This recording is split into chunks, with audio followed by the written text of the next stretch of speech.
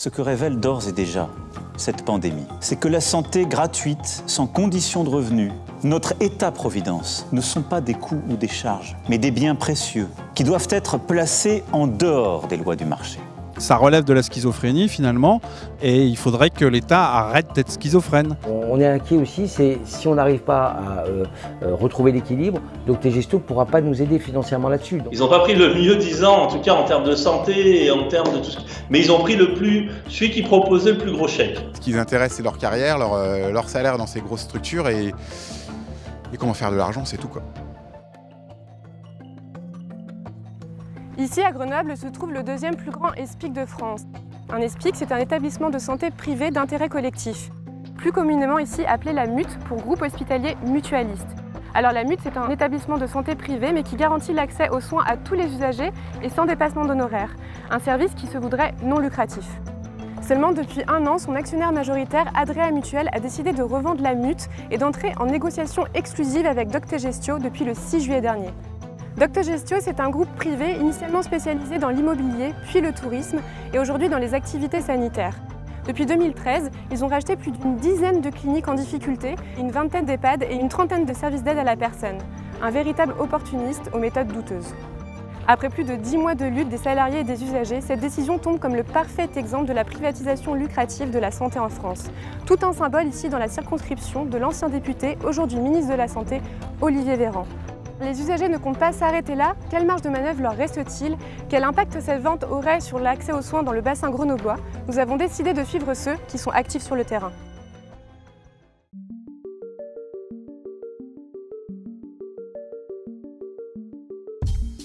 Créée il y a 60 ans, la MUT de Grenoble compte aujourd'hui 1000 salariés, dont 200 médecins, qui font d'elle le deuxième acteur sanitaire du bassin grenoblois après le CHU.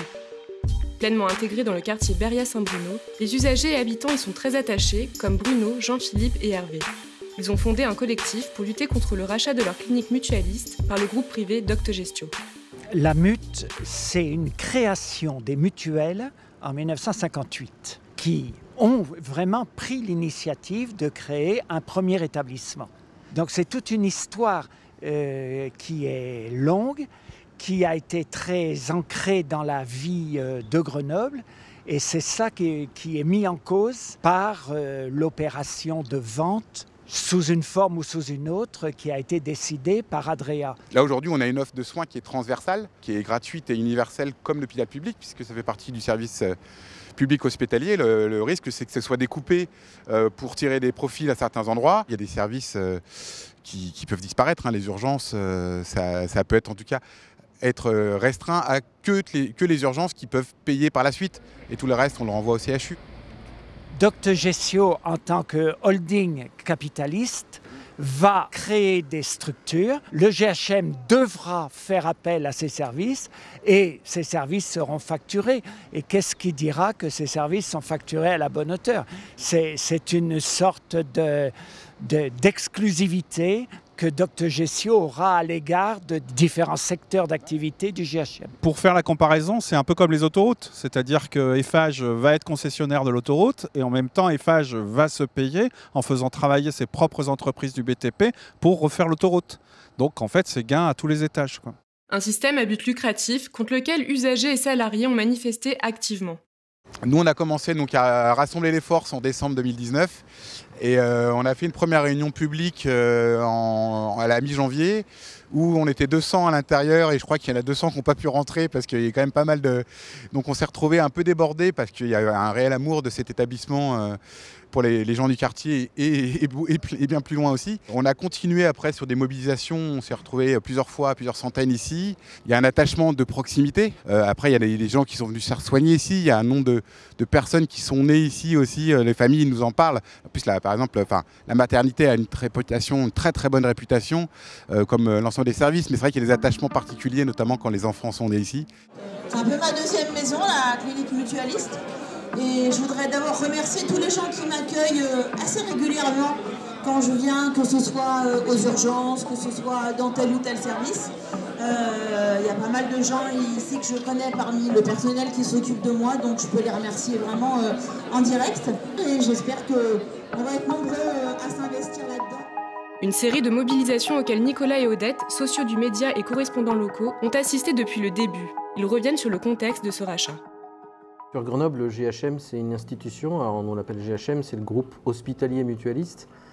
Aujourd'hui, dans sa gouvernance, donc c'est la mutuelle Adria qui est majoritaire.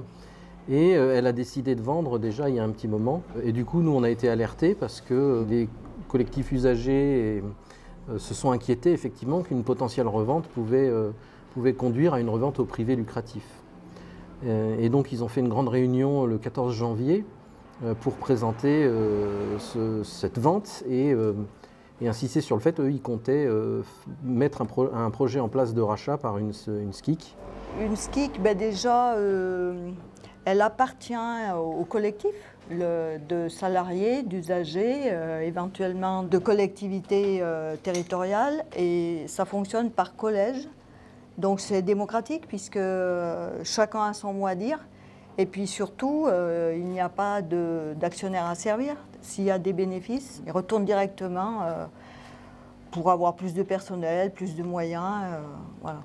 Une option très vite écartée par Adria, mais que de nombreux salariés et usagers avaient fortement soutenue. L'Union régionale des SCOP, présidée par Cyril Zorman, avait aidé à monter le dossier. Le GHM appartenait effectivement à Aesio, Adria qui s'est renommé à Aesio, et qui le revendait parce que voilà, ils n'y voyaient plus d'intérêt, en tout cas plus de rentabilité. Et il y a deux choses, il y avait l'immobilier, donc là c'était une SCI, et on va dire il y avait l'activité qui est là par contre était une structure mutualiste qui est des trucs très particuliers, mais on va dire pour faire simple, un peu un fonctionnement associatif avec un CA. Globalement, si on regardait sur les 10 dernières années, si on incluait les bénéfices de l'un et les pertes de l'autre et qu'on mettait tout, on voyait qu'on tenait un modèle économique qui n'était pas en soi problématique. Une SIC, elle va pas, l'objectif, c'est pas de redistribuer des dividendes ou de faire des bénéfices. Donc, si elle fait des bénéfices, il faut qu'elle en fasse pour pouvoir améliorer le bâti, pour pouvoir plein de choses. C'est tant mieux pour investir, mais pas en tout cas pour être redistribué. Donc, en fait, c'est un cercle vertueux de ce point de vue-là. Comme c'est un modèle qui n'existe pas actuellement, c'est-à-dire de la taille du GHM, en SCOP ou en SIC, on n'en a pas. Ça ouvre une voie de dire, tiens, on peut faire quelque chose qui, en gros, on revient à l'esprit mutualiste d'origine, mais en essayant de contrôler à travers une SIC pour éviter que ça revienne au côté on perd l'ancrage local. Le problème, c'est qu'on se retrouve à des tailles énormes de mutuelles et avec une logique de direction, en tout cas, qui n'est pas orientée sur des problématiques locales et des problématiques territoriales. Une remise en question du modèle de certaines grosses mutuelles, comme Adria, qui a aujourd'hui décidé d'entrer en négociation exclusive avec Doctogestio. Une décision qui n'est pas sans conséquence pour les salariés. Les gens sont moins aptes à revendiquer publiquement leurs inquiétudes par rapport à l'emploi et à leurs conditions de travail. Je pense qu'ils ont des promesses et qu'aujourd'hui c'est compliqué pour eux d'aller manifester publiquement un avis contre leur futur employeur. Un constat partagé par Thierry Caron, délégué syndical Force ouvrière au GHM. Le problème, c'est que nous, les salariés aujourd'hui, on ne va pas pouvoir faire une mobilisation. On travaille en intersyndical avec les camarades de l'UNSA, mais on ne pourra pas faire d'intersyndical et de grève en tout cas, parce qu'il nous garantit aux salariés tous les statuts, la convention collective, les accords d'entreprise, tous les salaires. Donc, il nous garantit tout. Donc aujourd'hui, syndicalement, nous, on est coincés là-dedans parce que voilà, on ne peut pas déposer un préavis de grève pour ça. Les salariés, de toute façon, effectivement, on est dans une situation d'incertitude depuis longtemps, donc ça les rassure de savoir qu'il y a quelqu'un qui les reprend, quelqu'un qui leur garantit tout.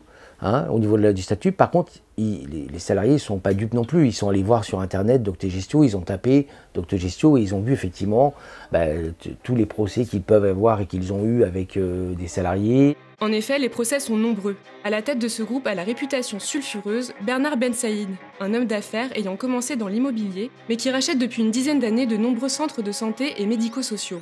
Son secret pour gagner les rachats, promettre tout aux salariés et rassurer en se revendiquant de l'économie sociale et solidaire. Pour cela, il s'est fabriqué 2 outils, l'association AMAPA et la mutuelle Doctocare, qui gère à elle deux 196 établissements. Mais malgré ces belles vitrines, les méthodes du groupe privé posent question, comme le souligne cet extrait de Pièces à conviction. Et on fait des heures à gogo qui on ne les paye pas. Des heures et des kilomètres. On ne voit pas le bout, la situation ne fait que s'empirer.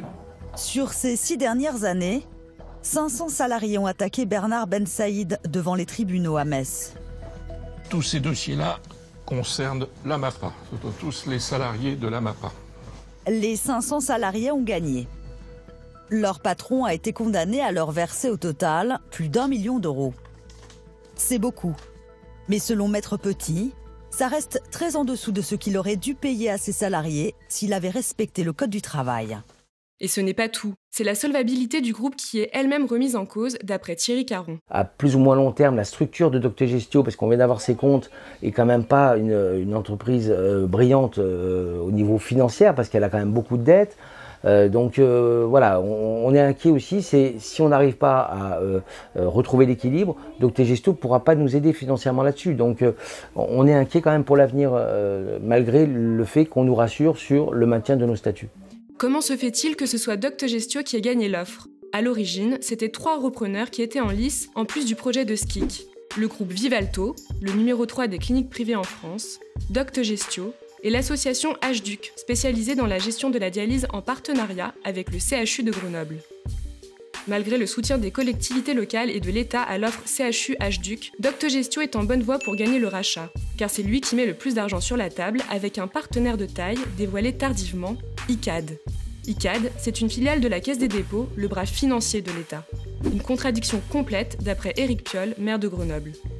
Nous ne voyons pas comment, finalement, le gouvernement peut être d'un côté soutien d'une offre que nous ne souhaitons pas, et qu'à demi-mot, je pense que et l'ARS et le ministère ne souhaitent pas.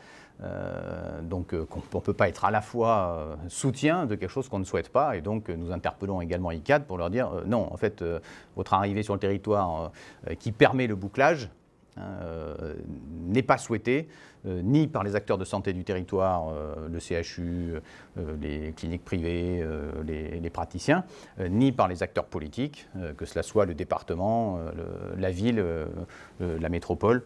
Voilà, donc nous ne voulons pas que vous soyez là dans cette offre. Les collectivités locales ont une marge de manœuvre pour faire pression et retarder, voire annuler cette vente, faire valoir leur droit de préemption. Une compétence de la métropole dans ce dossier, où s'est donné rendez-vous le collectif des usagers ce jeudi 10 septembre. Il y a une incompréhension dans cette affaire et notre demande à l'égard des collectivités aujourd'hui, c'est de faire pression sur la Caisse des dépôts et consignations et sur ICAD pour qu'ils renoncent à leur partenariat. Alors, l'un des bras de levier pour faire peur et à Adrea, et à Doctogestio et à ICAD, c'est de parler de la préemption que les collectivités pourraient exercer. S'il y a une préemption, c'est un motif d'annulation de la participation de ICAD. Donc à partir de ce moment-là, ça remet en cause la vente elle-même. C'est-à-dire qu'il faut quand même refaire voter le CA, etc. En fait, les collectivités doivent le faire. C'est qu'en agissant comme ça qu'elles diront clairement leur position et qu'elles mettront des bâtons dans les roues de la vente. Et à ce moment-là, se reposera la question de comment on vend. S'il y a une préemption, en fait, on aura un acte politique de la part des collectivités locales. Et à ce moment-là, la donne sera changée. Un acte politique que Christophe Ferrari, président de la métropole, se dit prêt à faire. Un engagement qui sera suivi attentivement par les citoyens grenoblois. La première marge de manœuvre, en tout cas, c'est l'affirmation que la métropole et son président, son exécutif portent, et le regard qu'ils portent sur un sujet comme celui-là, et finalement l'avenir, je dirais, d'une forme de bijou patrimonial populaire et collectif métropolitain. Parce que c'est comme ça, en tout cas, moi, que je considère le GHM. Donc oui, le droit de préemption peut être utilisé. Il sera utilisé, encore une fois, si nécessaire. Un consensus politique des collectivités locales, donc, et de l'État, mais au pouvoir faible dans cette vente privée. L'interrogation reste sur la présence d'ICAD dans ce dossier, une schizophrénie que dénonce Bruno. Au niveau de l'État, il y a une contradiction totale. Il y a d'un côté en fait un ministère qui finalement impose en fait au centre hospitalier de travailler avec une association et de retrouver quelque chose en fait de l'ordre de l'associatif et des habitants. Et de l'autre côté, une autre structure de l'État qui s'appelle ICAD, qui dépend de la Caisse des dépôts et consignations, qui elle va aider en fait le plus privé et le moins souhaité des candidats sur la reprise en fait du GHM. Ça relève de la schizophrénie finalement, et il faudrait que l'État arrête d'être schizophrène et qu'un certain nombre de choses, que la Caisse des dépôts mette le holà en fait à cette participation à finalement une privatisation du GHM de Grenoble. Un État schizophrène, mais c'est aussi tout un système qui est remis en cause. Un esprit mutualiste qui se perd d'après les usagers. Ça met en lumière ce que sont devenus les mutualistes aujourd'hui, surtout. Enfin, en tout cas, les grosses mutuelles. Aujourd'hui, c'est des compagnies d'assurance. On est très très loin de l'esprit mutualiste du départ pour ces grosses structures. Tout ce que l'Europe et l'État a fait en imposant des seuils de solvabilité, des fusions forcées, etc. On retrouve des mutuelles où, comme avec M. Brottier, ils sont dans leur tour d'ivoire à Paris. Ils sont à 300 000 km du terrain et on les rencontre pas. En fait, ils ne sont pas intéressés par ce qui se passe. Eux, ce qui les intéresse, c'est leur carrière, leur salaire dans ces grosses structures et comment faire de l'argent, c'est tout, quoi.